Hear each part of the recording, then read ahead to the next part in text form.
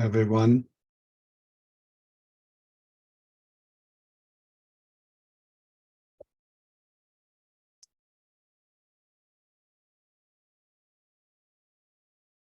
I like to stay in the gallery view. I can see you.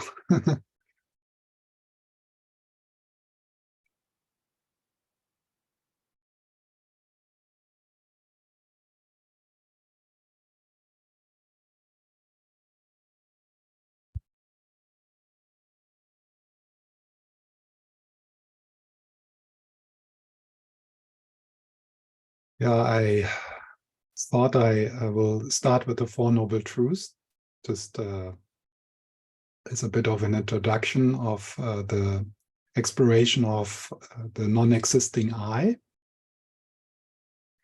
So there's suffering, that's the first noble truth.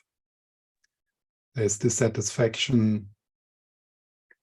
There seems to be one problem after another, a lot of struggle in our life.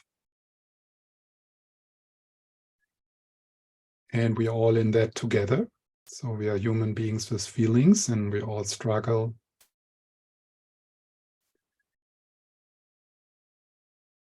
So maybe we can take a moment here to connect with tenderness towards that condition, something we share.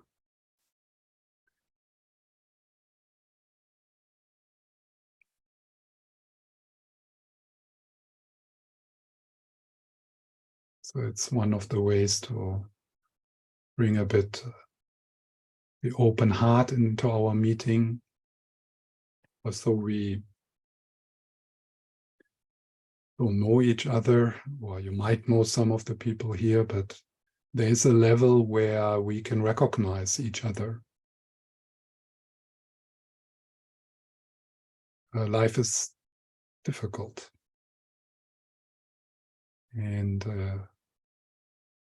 so far we all survived, and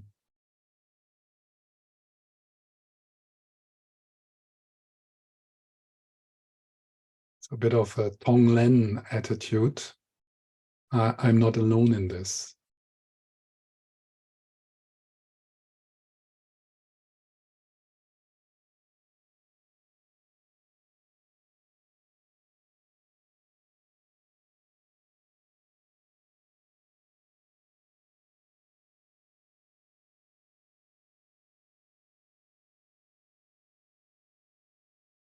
And then the second noble truth, there is a cause for suffering.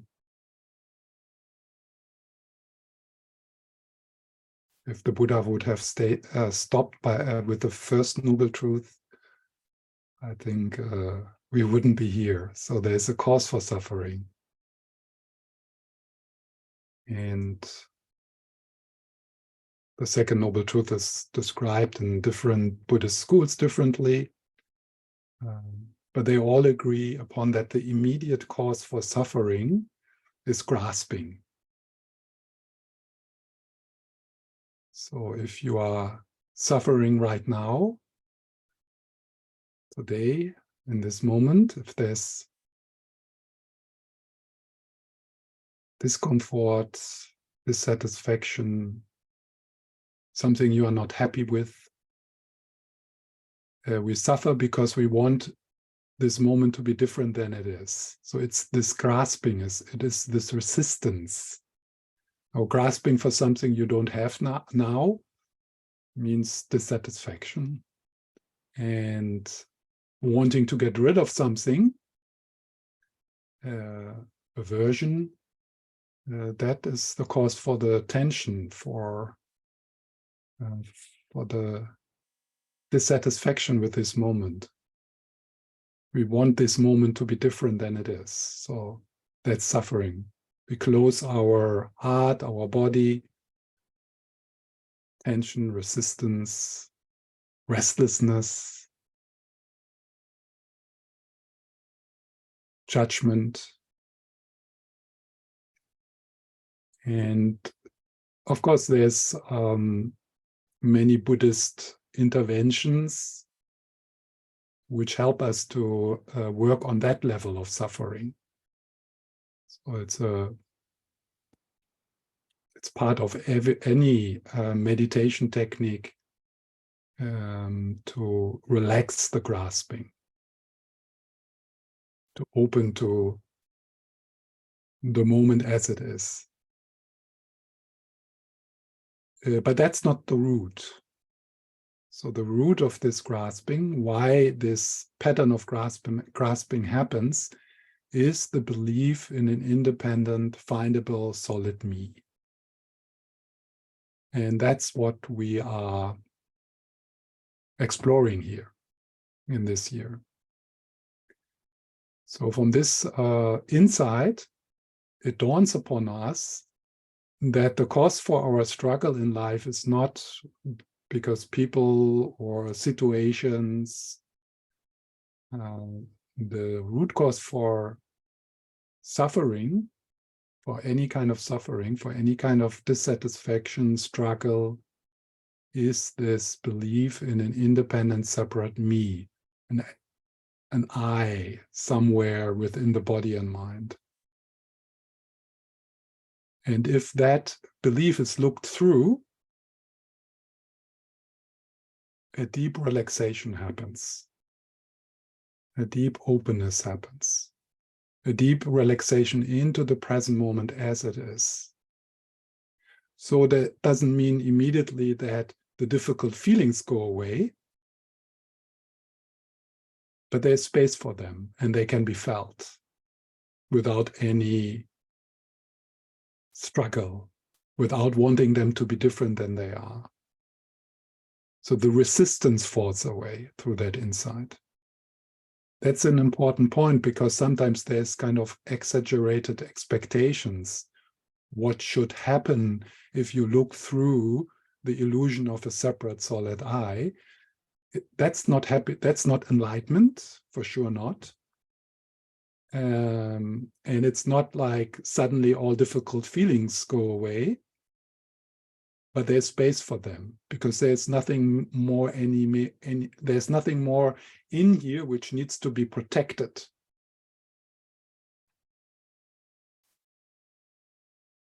It's actually, the experience could be actually that initially when that contraction relaxes, that contraction which comes from the illusion of a separate solid I, that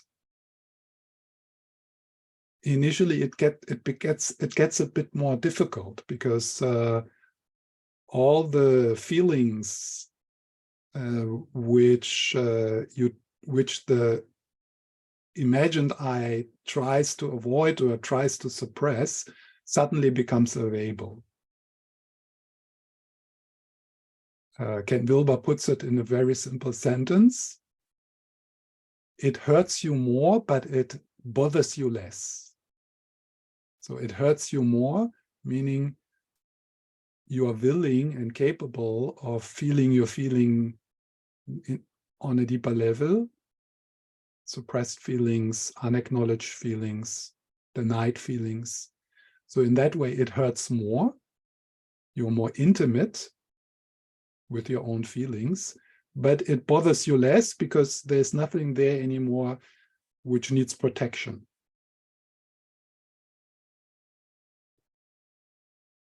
So, and then the third noble truth is the cessation, that cessation is possible. So the cessation of suffering is possible. And then the fourth noble truth is the path. And there's a lot there. But what we are focusing now on is the exploration of the illusion of a separate solid me, a separate solid I. And right now, last time we have started to use one of the methods or one of the techniques from the Geluk tradition, from Lama Tsongkhapa, and it's called the 4-point analysis. And the first step is to identify the object of negation. So that's exploring and having a curiosity how does the I appear to me? How does it appear to me? What's my experience when I use the word I? Where does it land? And so I want to lead a meditation on that.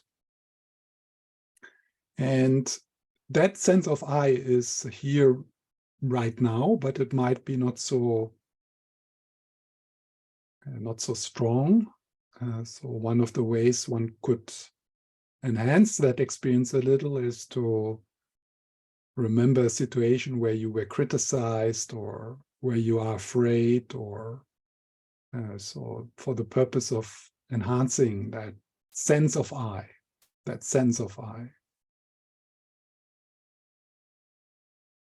And then we continue the meditation with a search for that. So if that sense of I would refer to something which really exists,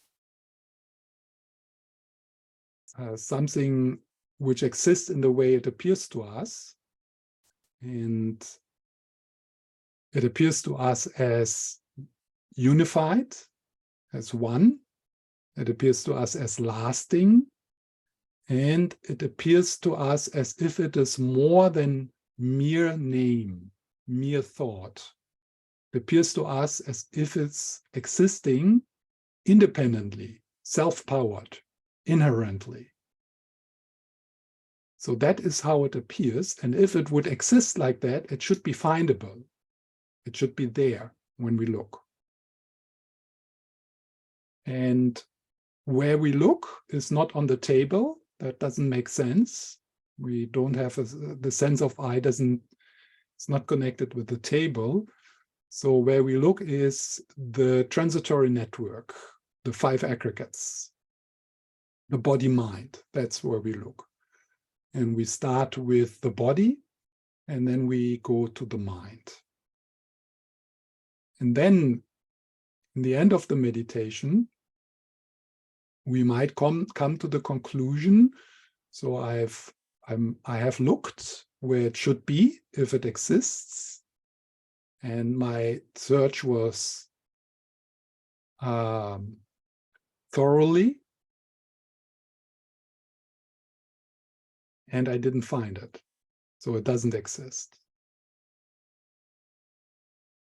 And that's the moment where we pause in the non-finding of a unified, lasting, inherently existing I. So we don't find it. So it's a bit like you are convinced that there is a certain person in a room, and you look into the room and that person is not there, and you meditate, you focus on the absence of that person. You pause, this person is absent. And you rest there. So at that moment, it helps if you have trained a certain degree of attentional stability.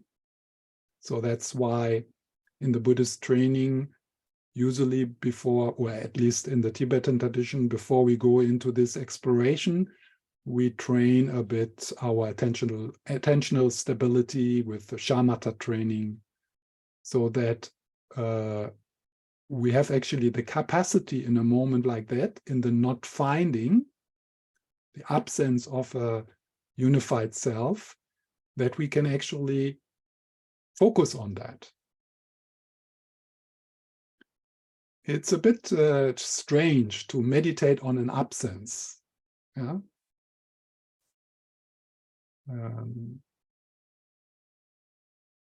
Something to get used to. But for example, imagine you work in a company for 20 years, and every morning in the entrance there was this person greeting you, like the, I don't know how they are called, like the person who let you in. And suddenly, after 20 years, you come to your company, and you look into the room, and the person is not there anymore. that's really impressive. The absence is an impressive experience. And you could stay there for a moment and take that in. So you meditate, or you are aware of the absence of that person. So similar here. We pause and we don't put anything in place there. So we just stay with the absence. So we don't ask, so what's left, or what is there instead? That we don't ask that question here. We would ask that question more in a Mahamudra approach. And I'm going to talk about that at one point later, the difference between the Mahamudra approach and what we're doing here.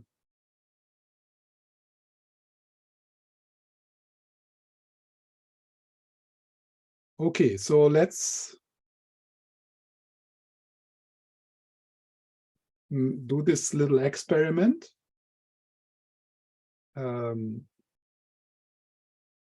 Playfully, with some curiosity.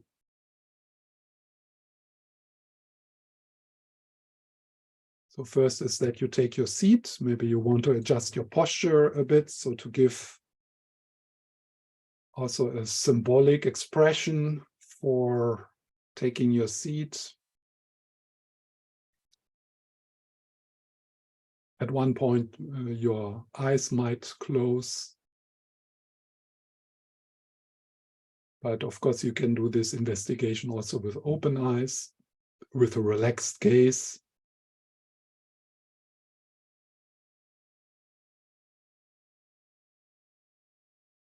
And take some moments to settle, soften the body. Notice that the chair or the floor carries you.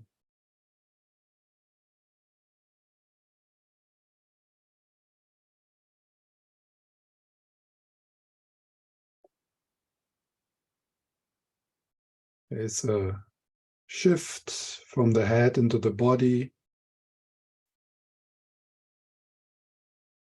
supported by the flow of the in and out breath.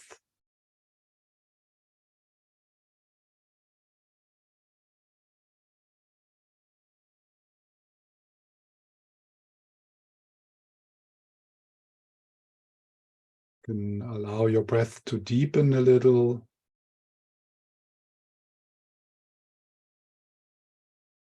And maybe with the out breath, there could be some release, like sighting.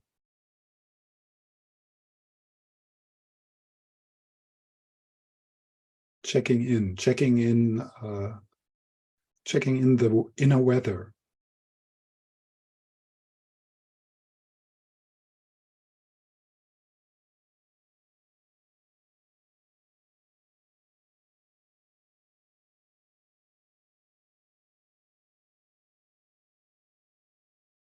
How do you feel?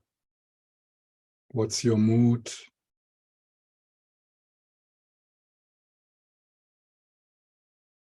How is it to be here?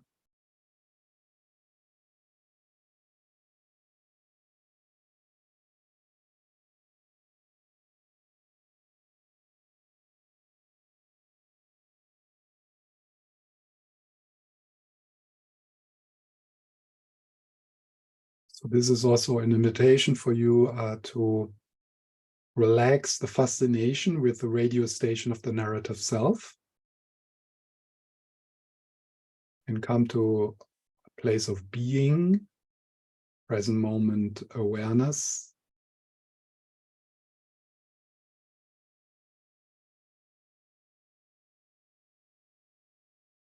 Just being, not doing. Just being who you are.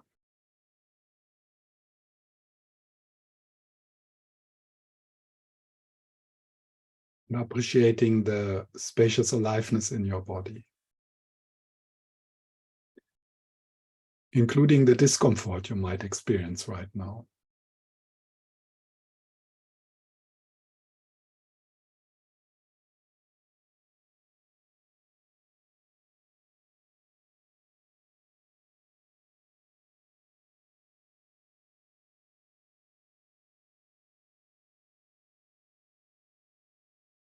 So you do less and less.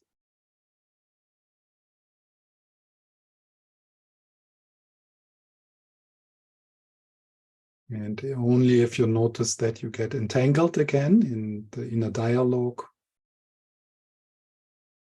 you drop back or you slide back, you fall back into the body, belly, hands, breath,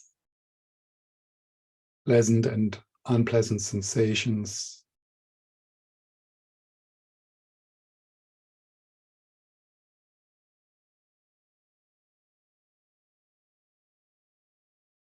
Maybe your belly can soften and your shoulders.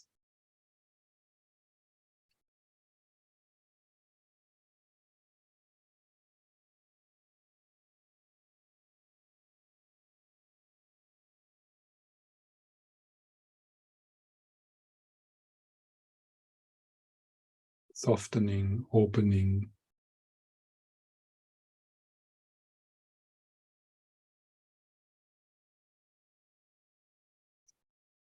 And then I invite you to more consciously step into the sacred space of our meeting, into the virtual temple.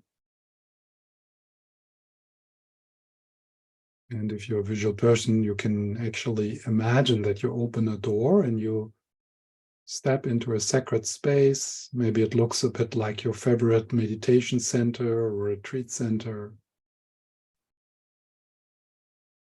And allow your body to remember how it is to be in a sacred space, a space where you feel safe, where you can relax and be yourself.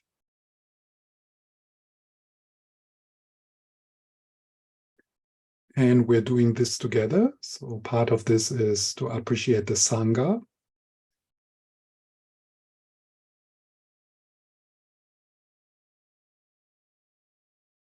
So we step in together as human beings with feelings.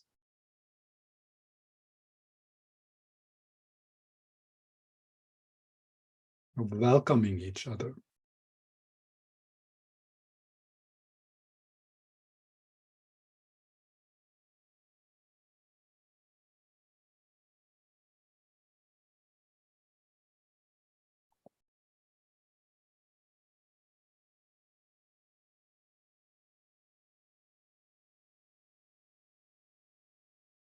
So, and then if that makes sense for you, we call upon our guardian angels,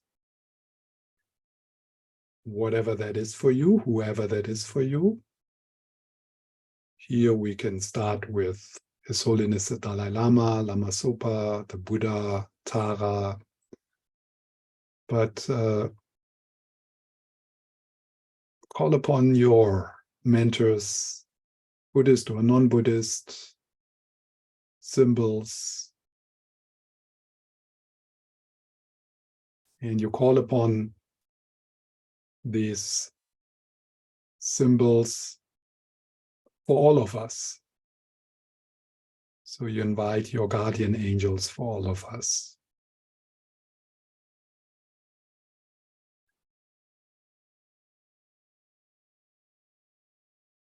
And they fill the space of our meeting with their presence.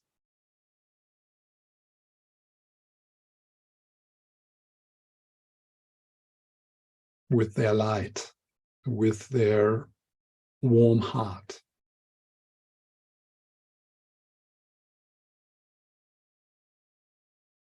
So take a few moments to, with the help of some images maybe, or sounds, if you are connected with a living master, a living mentor,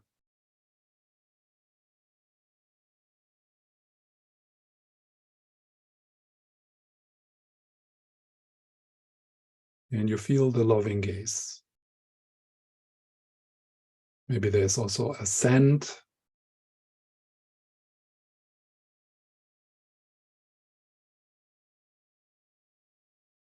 And you feel the presence all around you, pervading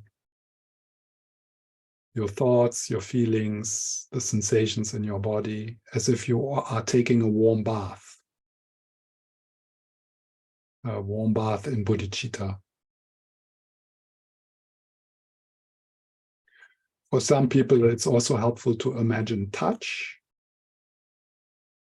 So imagine His Holiness the Dalai Lama touching your cheek or your shoulder, or you shake his hand. And you feel the vitality and the warmth, the love.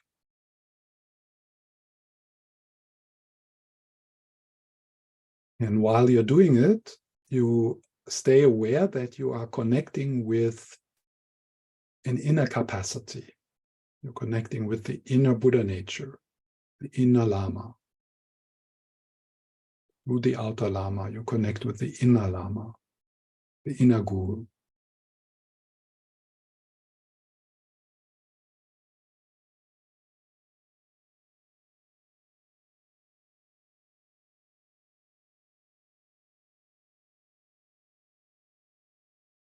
And softening and opening in that.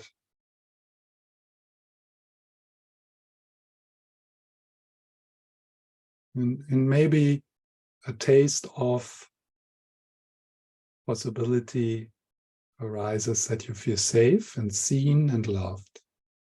And of course, you can't force that to happen, but it might happen.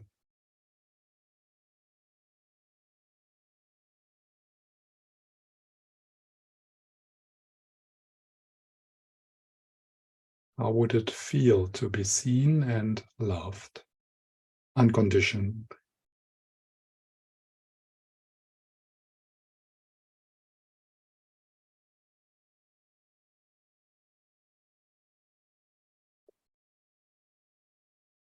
And what does it do with your inner world, with your feelings,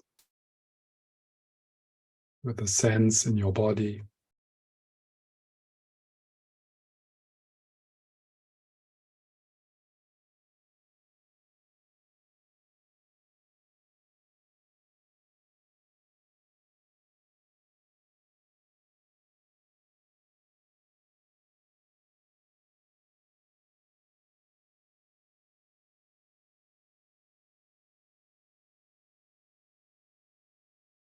How does it feel?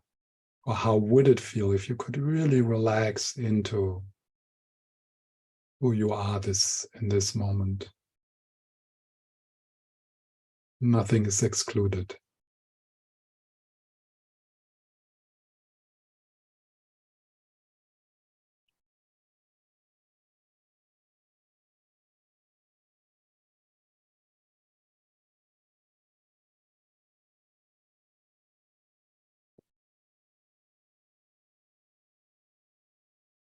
So whatever the mantras are, whoever that is, they have one thing in common. They have wisdom. So they have looked through the illusion of a separate solid I. That's why the heart is so open.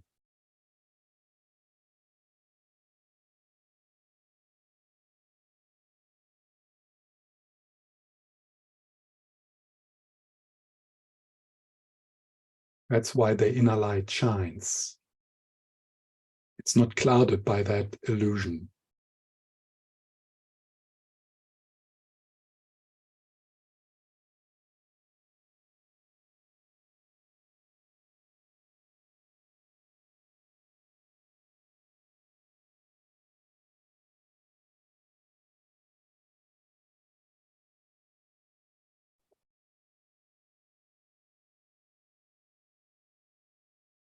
So, and then we start the investigation.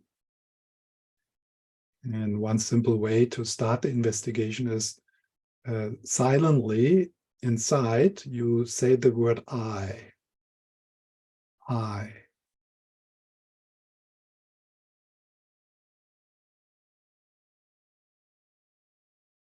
And you notice what happens.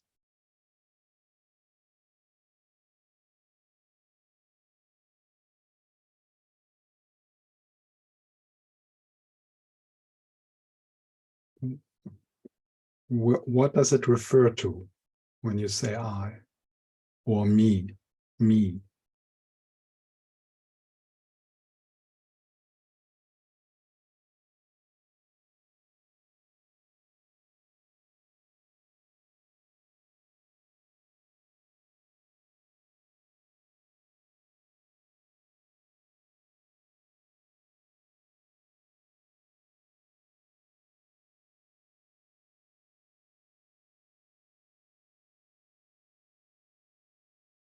I. Me.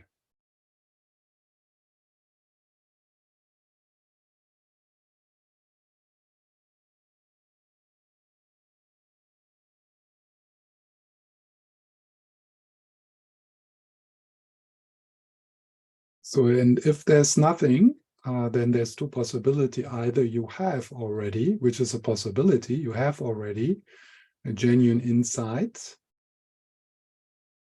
into the non-existence of separate solid I, or right now it's so subtle that you can't detect it.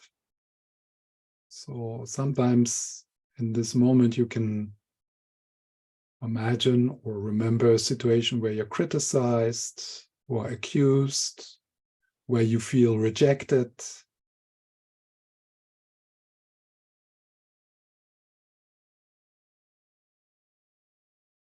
So you come in contact with the I am not good enough I'm rejected I.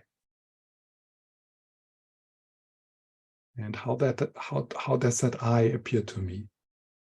I am I who is not good enough. I who is unworthy.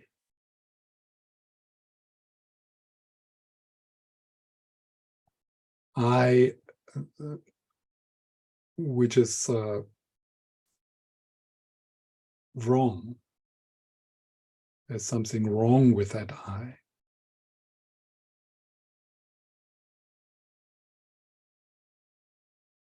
So when you take some time to get a sense, to feel this sense of I, and you don't reflect upon it.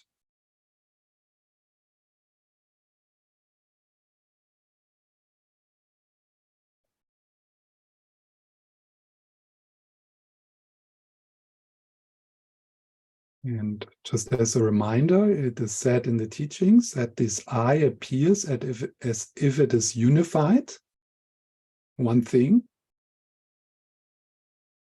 It's lasting. And it appears as if there's something more than a mere name.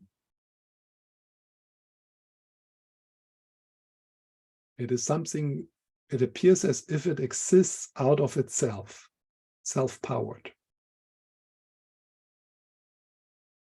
findable.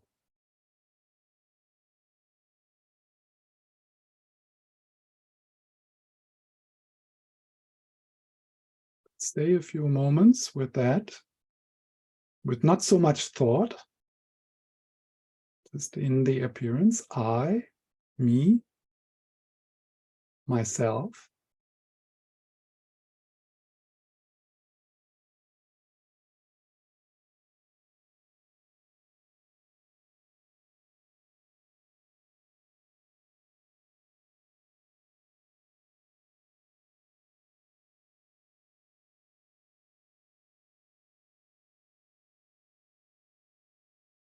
And then we start the search.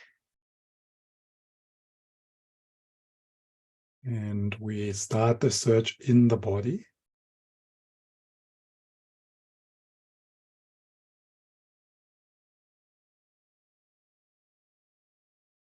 And there's different ways to do that.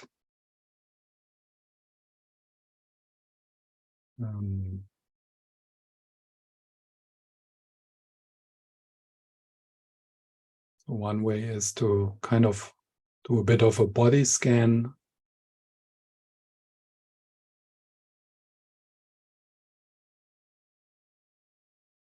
And look into the different parts of your body.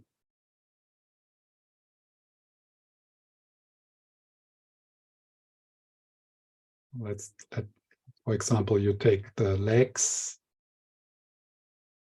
and you look there. Is the eye there?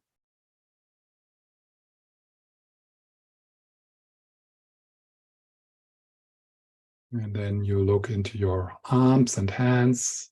Is the eye there?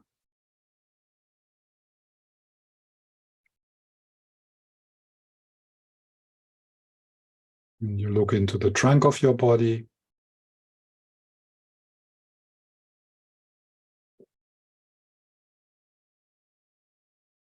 And remember, we are looking for a unified self.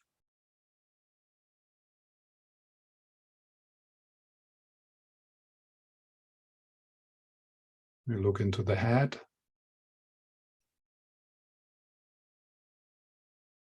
We look into the brain.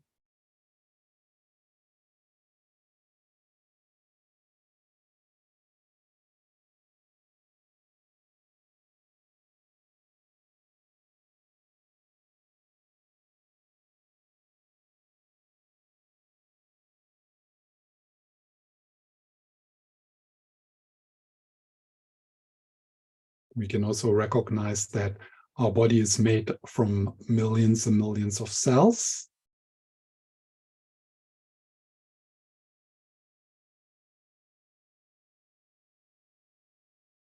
Many, many processes.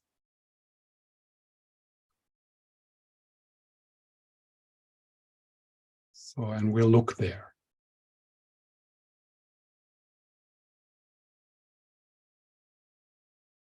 And of course, we find many things in that search. We find the different parts of your of a body.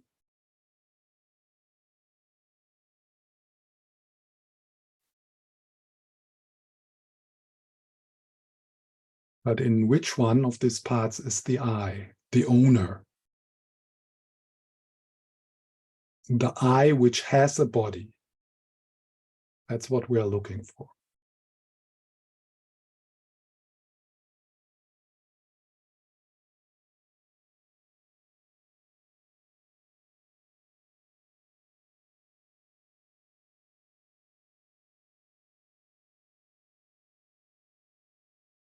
So we keep a bit of awareness and connect it with the sense of I. So we remember what we're looking for. And then we look in the different rooms of the body. And you can divide the body into whatever you want to divide it. And you look.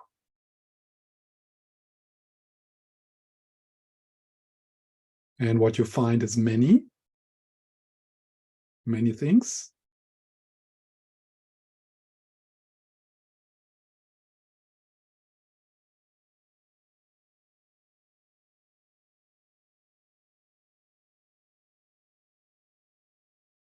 But is there an I? And where would it be? So if you have a sense that the I is in the heart or it is in the brain, then you look there.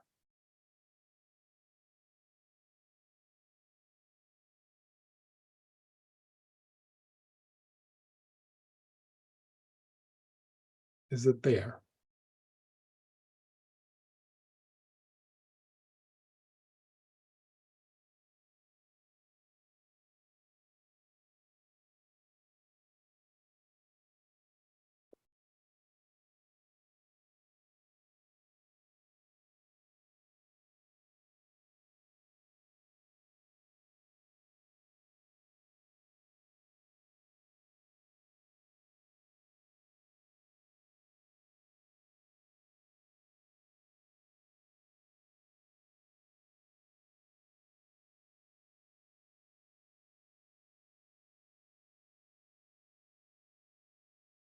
So it helps if you do this search with a certain passion, really curiosity.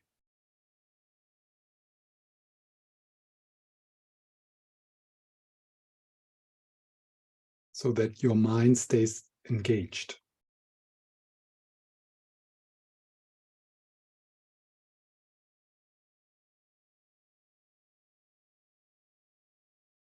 Yes, and then after a while, and probably you would take more time than we just did,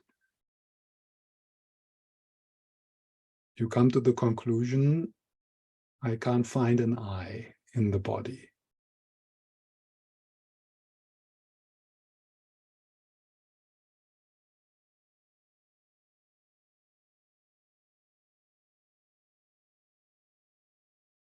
So a not finding of a unified I within the body.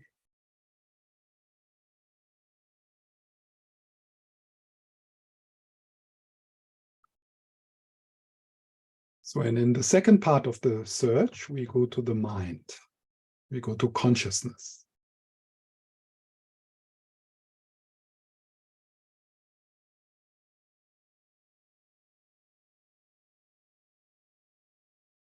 So when you look into mind,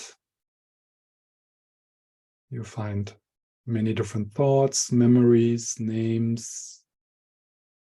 You find the inner dialogue, memories.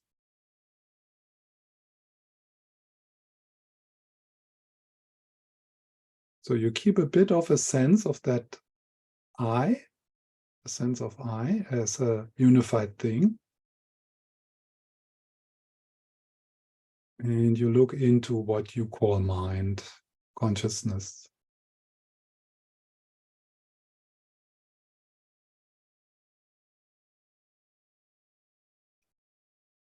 Maybe we can also put like our self-images there, the different roles we play.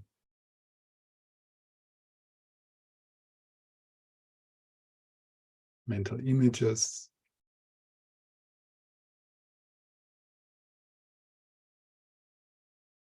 And this, the same thing happens with the mind as it happened with the body. We find many different things, processes,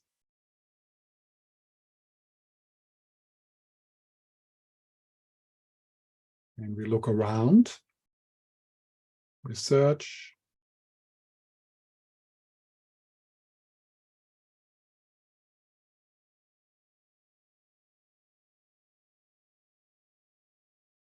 remembering what we're looking for.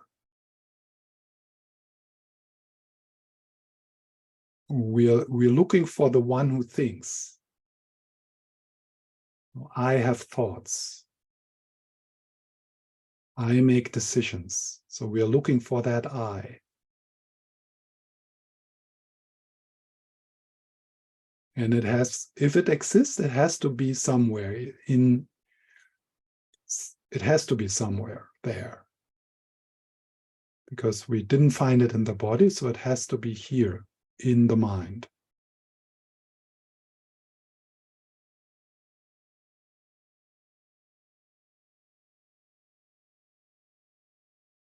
So we are looking for the I which controls the mind, which has the mind,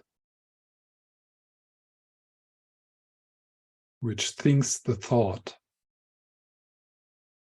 which makes the decision. So we are looking for that I.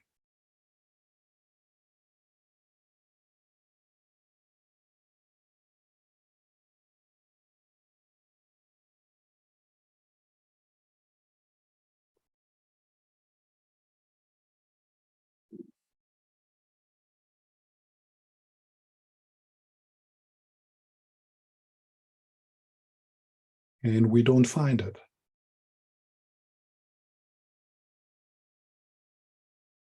Because there is there is not such a thing. We don't find it.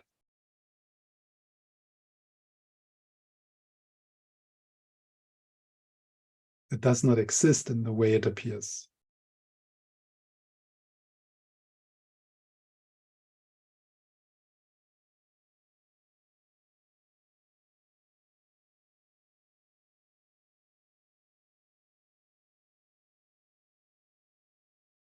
So now I invite you to get a sense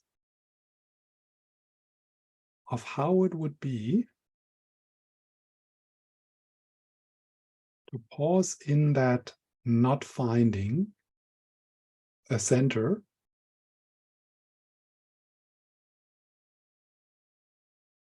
and with that to relax into centerlessness, into a complete openness.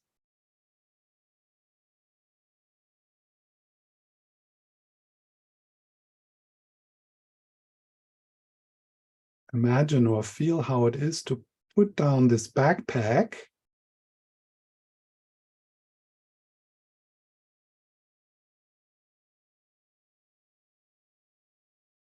of me, of I, of what about me.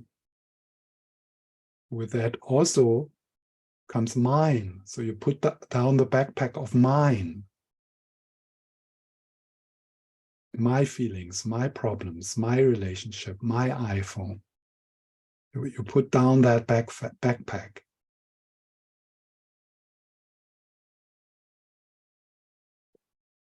What also goes down, what leaves you with that non-finding is any concern about what other people think about you.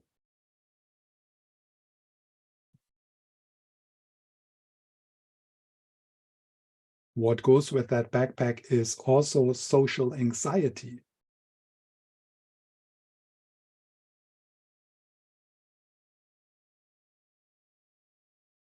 Because there's nothing here to defend.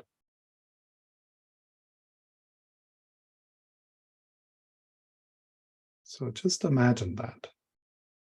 Feel that. There's still sensations, there's still thoughts, there's still feelings, but there's nobody there who has them. There's no mine. It's just what is. This moment as it is. But there's no center there. Everything is happening, but it's happening to nobody. It's just life.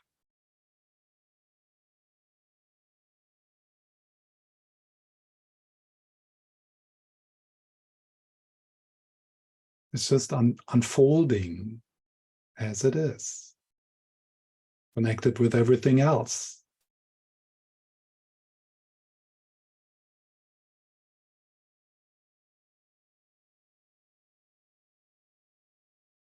There's still witnessing, but there's no witness.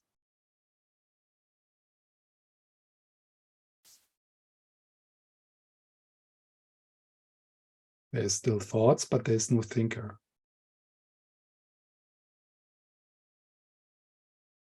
It all just happens.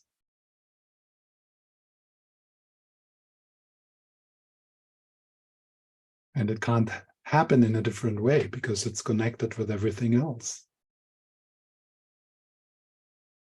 So imagine, feel that complete openness, that complete transparency.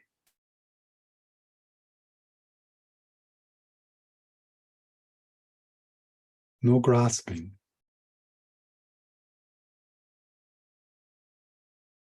No need to wish this moment to be different than it is.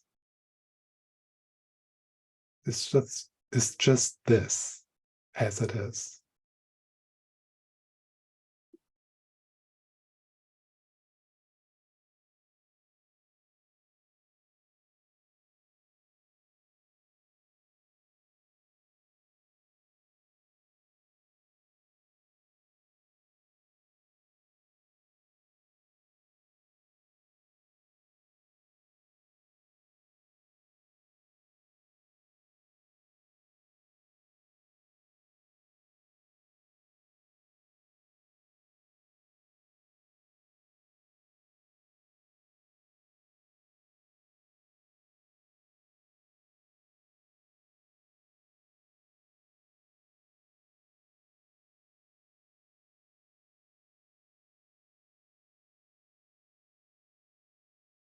So, and then take a few moments to just slide out, maybe starting to move your body.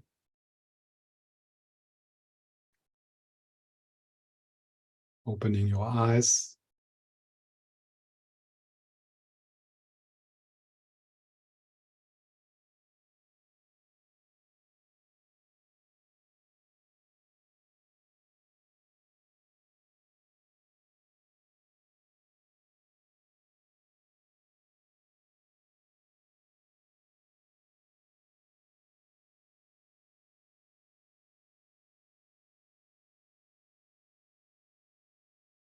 And appreciating that when we meditate with open eyes and with closed eyes, and then we open our eyes, that we can often, when we kind of are curious about this, we can become aware of this process of separation. And so suddenly it again appears as if there's an eye, maybe behind your eyes, the eye who has eyes and looks at the world, creating the illusion of separation. But sometimes, when we open the eyes, we can actually stay in that openness. The receiving of the visual field continues, but there's no eye seeing. There's no I in the seeing. There's only seeing.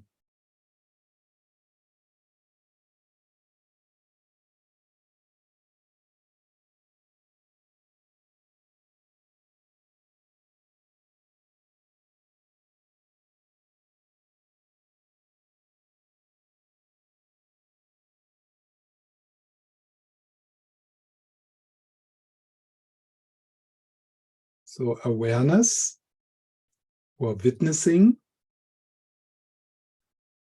of the visual field, of what you hear,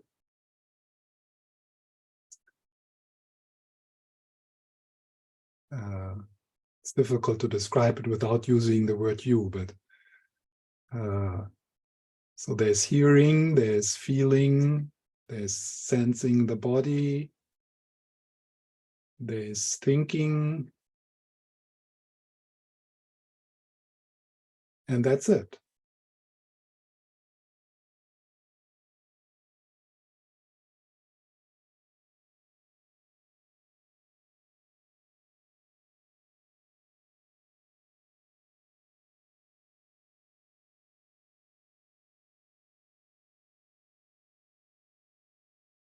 That's openness.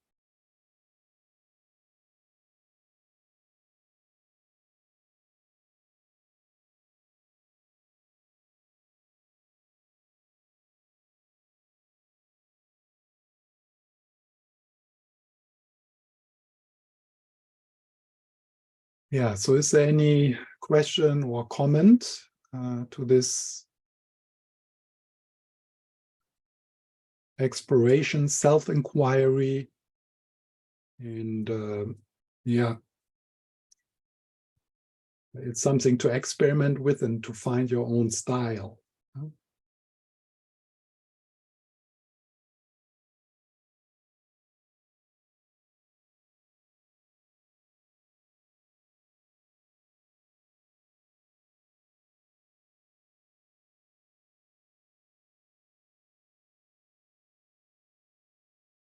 Any struggles or further questions about this process?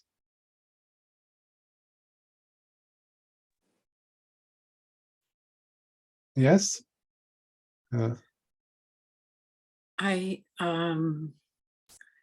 was surprised that I was able to feel the eye that I grasp onto in my body more easily than I was in my mind. Mm-hmm. Yes. And that was a real surprise, and in trying to catch it in my mind, that was hard. Mm. Yes, I think it's for many people like that. What makes the I so real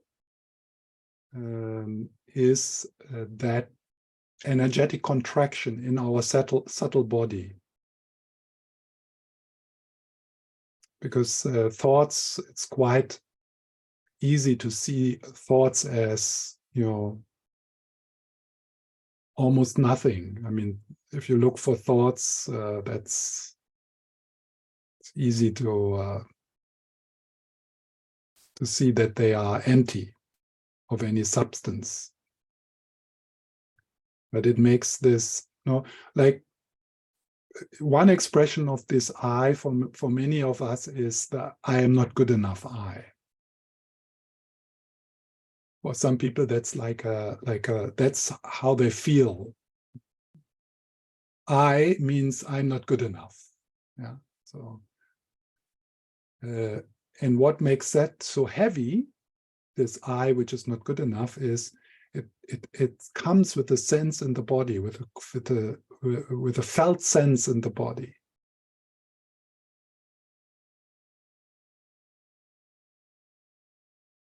So one way to work with that is when you feel that I, the I am the I am not good enough I, to look at that contraction in the body and to ask the question, is this who I am? Is this who I am?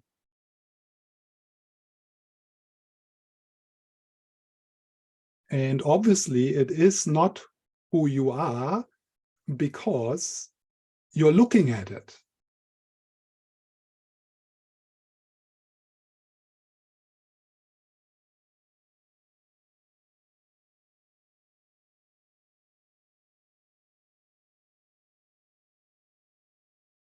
And then as part of that inquiry, you can then also turn to the thoughts which are connected with that I am not good enough.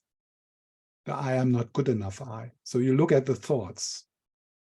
So like the reasons, the conceptual reasons, and then you look at these thoughts and you ask, is this who I am?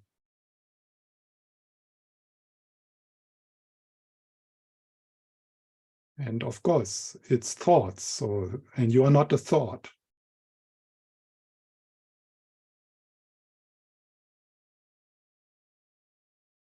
And then you alternate between the two. With the question, is this who I am?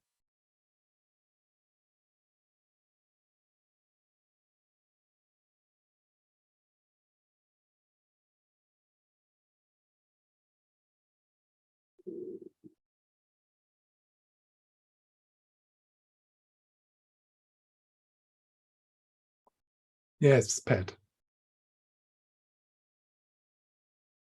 Yeah, so this was so interesting. So in the consciousness part, I felt as though I kind of slipped into a kind of Mahamudra space. Mm. I didn't want to look. Mm. I just wanted to be in that zone. Yes. But Yes. in the embodied part, it was really kind of shocking. I felt it like a knife to the heart to say I. And then, of course, I did have to reflect on it. And then my reflection said, I've had an I imposed upon me. And I need a space for another I, an authentic I. So that was really interesting. I thought I need to shed the I. I need to drop that I. But I think some of it, some of it I think is not the Buddhist self, no self. I think it's something, there's something else going on there. Yeah, but it doesn't matter. Yeah. It's much better to be politically incorrect in terms of the teachings and to keep that investigation, that self-inquiry alive and curious, and maybe knowing, yeah, that's actually right now not the no self of the Buddhist teachings. Maybe it's more the Advaitam no self. Doesn't matter, as long as there is some aliveness in it and some purity and some exploration and insights, and and that's good enough. I mean, that's much better than having a correct view, but it doesn't affect you, or it doesn't make you lighter. So that's what we would like to happen in self-inquiry, is that we travel lighter. Yeah. And and of course it's true, the sense of I is very much pushed upon us. Yeah. It comes into existence through the cultural context. Yeah. I mean, we didn't come up with the idea that we are not good enough. It was pushed into our system by school, by friends, and by our parents. Yeah. So when you are in this, what you call Mahamudra state, like open awareness, there could be also a question introduced into that. And that's the question, is there an I here? Is there a center here? Yeah, so there could be what is aware of that openness? Yeah? Is there an I here? So that's so that's what I also mentioned in the beginning, that in the Mahamudra approach, you go a bit, you don't target the I in that way you do it here in the book of His Holiness the Dalai Lama, but you it becomes kind of obvious that within the openness of resting, that there is no center there.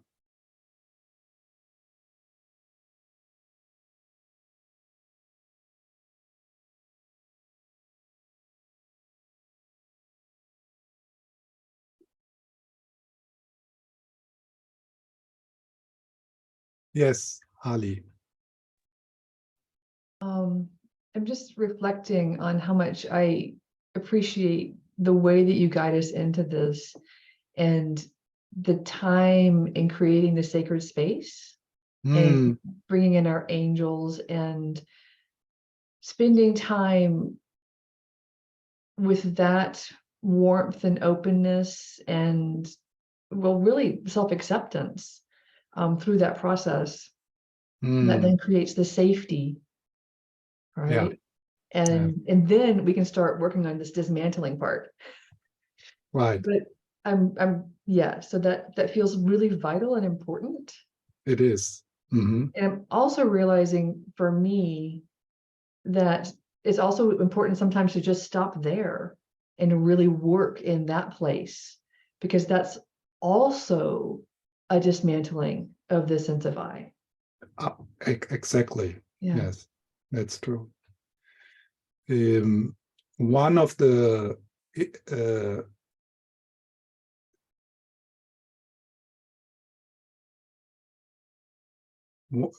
is part of this self-inquiry that we will meet fear.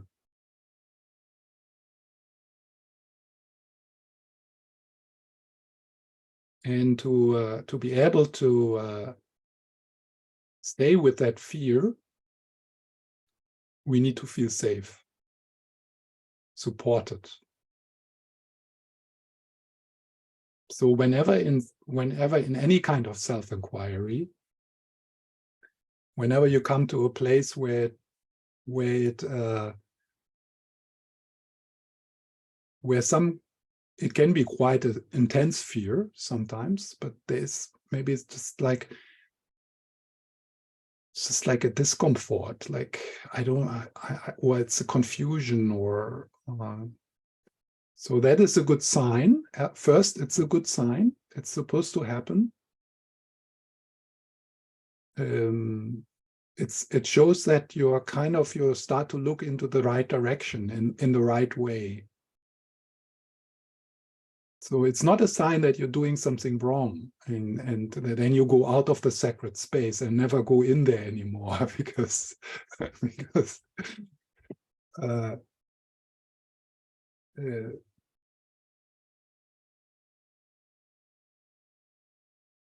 yeah. And it's right, in any kind of safe space where you can relax, where you feel seen, the contraction of the imaginary I just relaxes by itself. It's just like also any kind of compassion practice or tenderness, like in the beginning when I invited us into the insight that we all struggle, and then the possibility to just feel a tenderness and something in your heart reaches out, that diminishes the sense of separation. That diminishes the sense of I'm this lonely I here, separated from everyone else. So love, compassion, care, and things like that naturally lead to a relaxation of that contraction of a solid separate I. Being in a group does that. Yes, Gabriele, probably. Or Good morning, everybody. hi. You know, it's we often talk about interdependence, but it was really amazing during the meditation how every time, when you were saying think I, and every time I came up, I was connected to a feeling, to a desire, it's like I couldn't even exist without that next step. That it really did feel like reaching out and trying to grab onto something. Yeah, right. and yeah. And then and after that, when you weren't I, it was okay. You can really see the roots of it there. Yeah. Yes. Yeah. That's very good to start to see this process. Yes. This process of identification, and how the I tries to get some ground under its feet, and kind of it's like desperately trying to hold onto something. Yeah. By the way, that's why for many people dying is so difficult, because there's that desperate attempt to get ground under the feet. Yeah, like. And in the Buddhist teachings, in the 12 links, we learn that is actually the process which then brings us into the next rebirth. Exactly that grasping, that trying to identify with something, trying to hold onto something. Yes, and there's Tom. Hi, Stephan. Hi. And hi, everyone else. I just wanted to kind of go through my experience. I'm normally quite a head person, but when we did the kind of search through the body, got quite stuck at this knot in this kind of solar plexus area. Yes. And it kept saying, like, this is me, this is real. Yes. And you know, and I kind of logically, being a logical person, was trying to kind of move away from that. But it kept also saying that, why can't I be an ongoing movement of energy? Why can't this not, as an ongoing movement of energy, be me, regardless of whether it's a process or, you know, of energy moving through time. Yes. So that was a surprise when I went kind of moving into the mind area. I then found myself looking for someone who resembles me, which is interesting experience. And then finally, I had this mosquito sucking at my ear. So I sat with that for a while and was trying to find who was adverse to this. And yeah, I lasted a little while, but then the impulse to move away was quite strong. So like there was a strong preference not to have that. Yeah, so that was my experience. Is this still a question in you? Why can't I be energy? Or yeah, I mean, it is a question. I've been playing with the idea of trying not to be the center of all the appearances and impulses and sense perceptions I've been having. Yeah. And it's certainly a bit more spacious doing that, but I'm still kind of hanging on to this identity of me as Tom doing this all the while. Right. Yes. So yeah, I think it is still a question. And I just kind of working with it and through it. And yes. Yeah. Yes, thank you. I mean, is that okay? Like being Absolutely. a separate self going as a process, even if you're transforming and changing all the time, as like the perception of Tom going through his life. Yeah.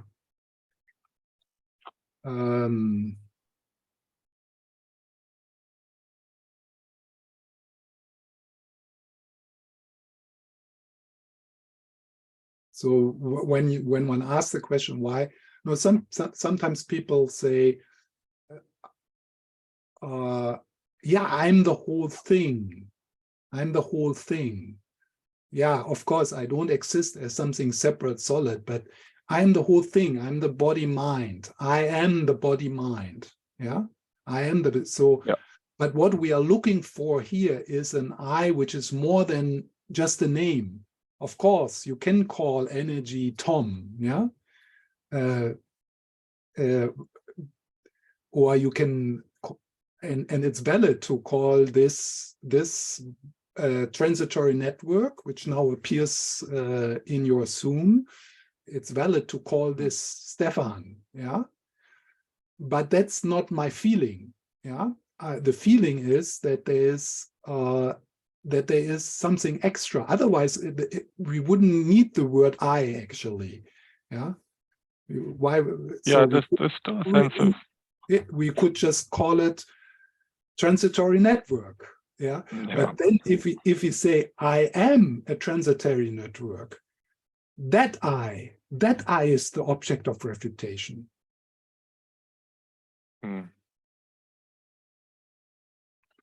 Yeah, I think I still have the feeling. Yeah, I still have a sense of separation. Yes, but more of a sense of moving through that separation, and it's like a fluid. Yes, A fluid feeling, I guess. Yeah.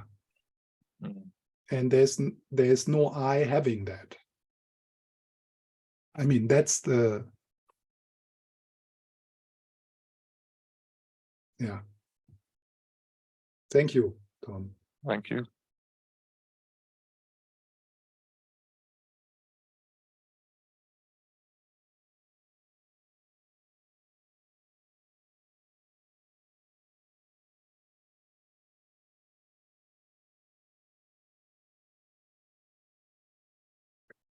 So then I would like to pick one possible part of this investigation, which you also find then in the chapters 11, 12, and 13, 14, where His Holiness goes through this inquiry. And that is this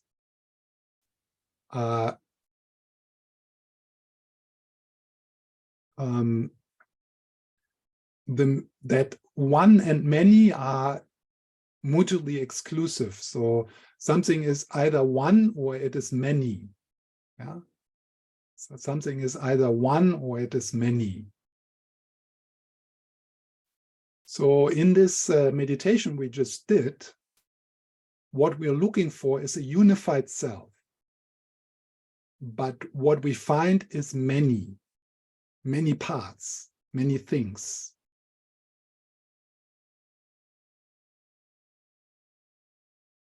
It takes a bit of time to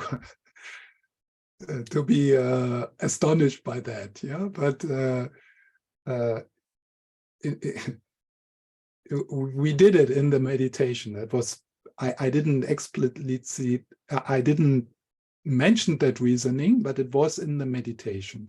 I said so I reminded ourselves that we are looking for a unified I. And wherever we look, we find many. We find many parts. And so we look for one, we look for the unified, but we find many.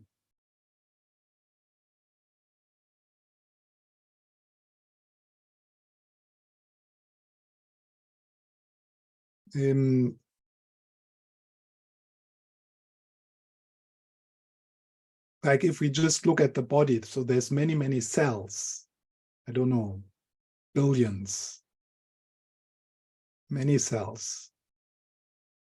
And they are connected with each other in this mysterious network, which forms the foundation of aliveness right now.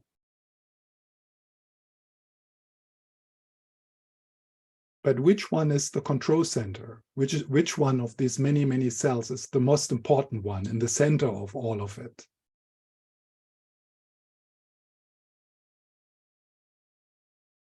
So in that moment, there could be like a moment of, right,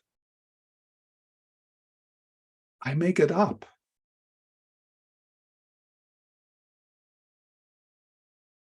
It's a mere name, which is labeled on the what is called the base of designation. So which it's labeled upon, it's projected upon, it's something extra. There's millions of trillions, I don't know, billions of cells. And then there's something extra, which I imagine there to be, which is then the owner of the body. I have a body.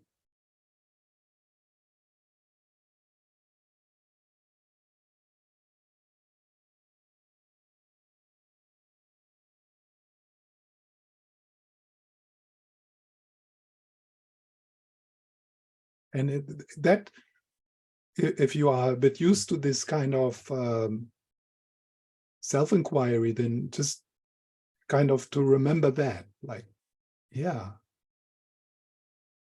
wow. It exists in mere name only, merely labeled.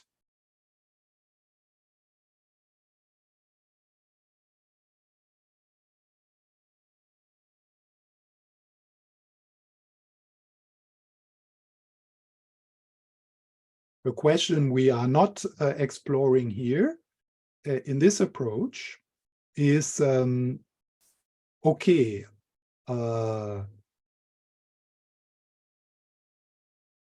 not the body, I'm not the feelings, I'm not the thoughts, I'm not my memories, because I'm aware of them. And they are many, and I'm only one. But what is aware then? Yeah, who is aware? What is the witnessing? What is doing the search? Who is looking? What is looking?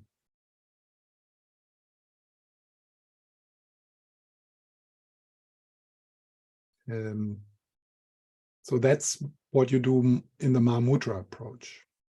You're asking that question and not finding, of course, something like awareness or consciousness, but as a thing, as a separate thing.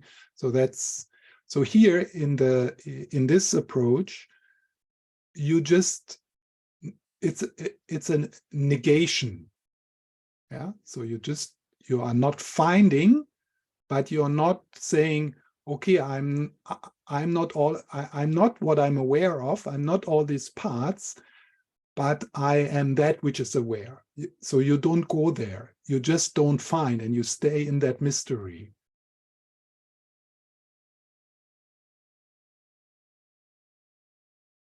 The advantage in that approach is, in this approach is, we are not making this mistake then of having a subtle identification with awareness or with consciousness,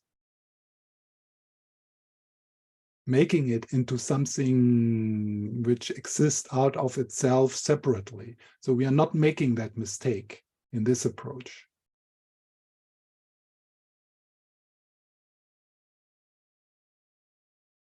But of course, maybe you got a sense of that in that, or even just imagining to, like a moment, what I said, the backpack, the backpack of what about me, and it's what do they think about me, and how do I get something out of this for me?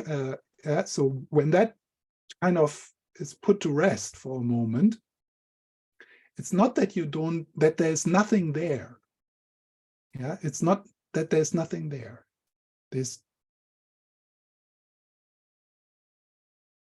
Life is still there. Experience is still there. Openness. So not finding the I will not bring you into a dark nothing. Yeah? It rather brings you into the full everything. Not finding the separate I brings you into the full everything.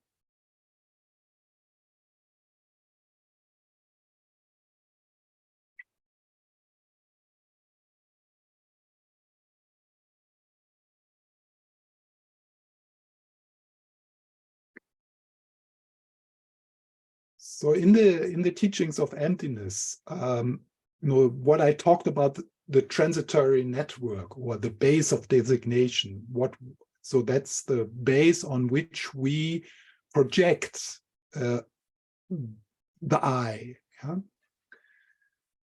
So I want to also then point out that also the base of designation is empty and unfindable.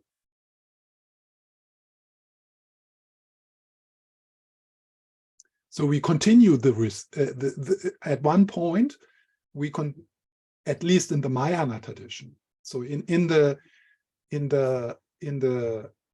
Hinayana tradition, or it's not such a good word to use, but so in the philosophical schools which are connected with the Hinayana tradition or the Theravada tradition, they stop here. They say, okay, the I, the solid separate I, you can't find it because it doesn't exist. But the 5 aggregates, they exist. And in the Mahayana tradition, you go further. Then you look, okay, let's look for let's look for the, or in our example, when we were searching the body and we were looking in all the cells, let's look for the cells. So you look for what you could call a cell, and what you find when you look for a cell, again, you find many parts. You find the parts of the cell. So also cell is unfindable. It's made up. It's a projection. It exists in mere name. So, and then you go down to the parts of the cell, and you maybe end up in atoms. So then you look for an atom. So let's look for an atom. And you look, and you don't find an atom. You find quarks and electrons. And no, first you find electrons and protons and neutrons. And then you look for that. And then you find quarks. So you look for the, you find quarks, and then you look for quarks. So you go down the whole rabbit hole. Yeah.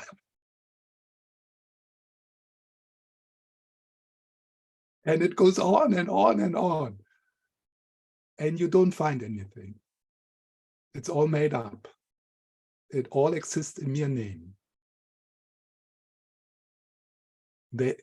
And of course, some tradition then would say you come to a kind of energy, like everything is energy. Or some tradition would say you find consciousness, awareness, and then you look for that. You look for awareness, you look for consciousness, you look for that energy. And you don't find it. It's merely, it's made up, it's an idea, it exists in mere name. It's all empty.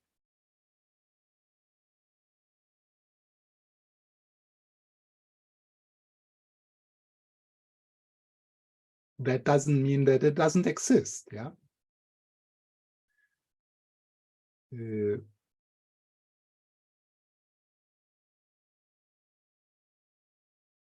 But it doesn't exist as something findable.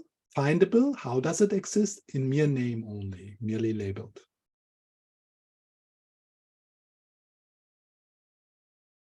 So the good news is all your problems, they exist only in your mind. You make them completely up. So not only you make the I who has problems up, you make the problems up. It's amazing.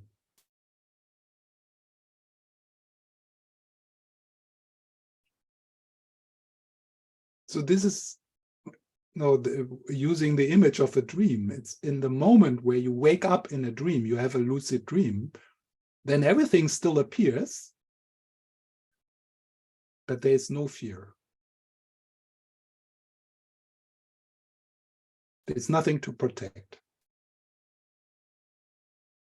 Everything is glorious, magical in its mysterious manifestation. But there's no I there to defend or to make happy, or you can just enjoy the show. And then, of course, help others to see the same, the other people in your dream.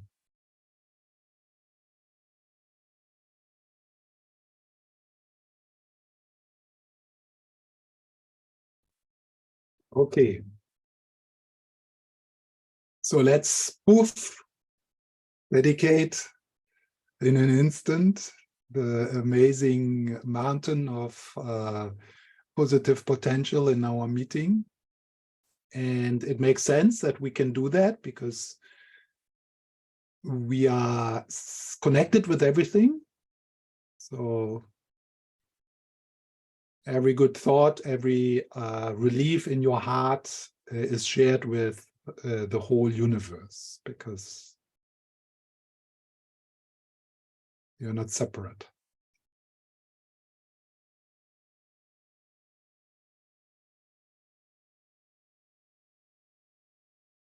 Thank you very much. See you next time. Thanks, Stephan. Thank you, Stephan. Bye. Thank you, Stephan. Thank you, Stephan. Thank so you, much. Pat. Thanks, Pat. Yeah, thanks for organizing, Pat.